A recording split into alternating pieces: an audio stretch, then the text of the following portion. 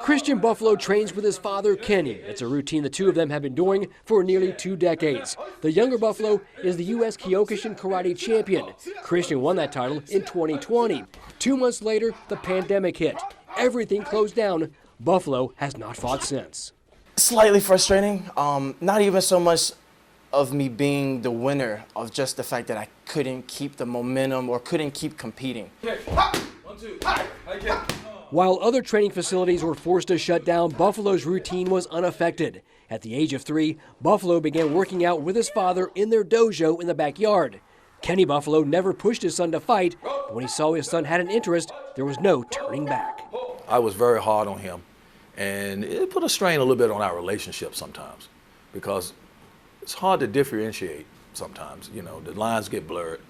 But I had to be tough, mainly because we're isolated here in rural North Carolina. Less than 3,000 people live in the town of Essex in Halifax County. There are not many distractions to deal with, so Buffaloe put all his energy into training to become a champion.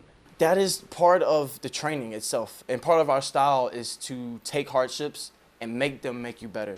You know, so it is hard, but that's what makes me tougher for these events, because there's plenty of times in fighting where people will want to give up. You know, it's way easier to give up than to keep fighting, but you have to keep fighting.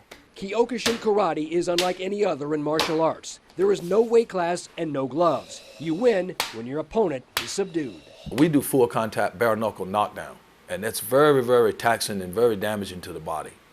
You take a tremendous amount of damage in matches, even when you win. And Christian Buffaloe knows all about winning. He is a 7-time youth and teen champion who, right from the start, had his sights set on the ultimate prize. We're still trying. I'm hoping to win the world tournament one day. But first things first, in February he would defend his U.S. title when he travels to Los Angeles for his first competition in several years. If his competitors didn't know about him then, they sure do now.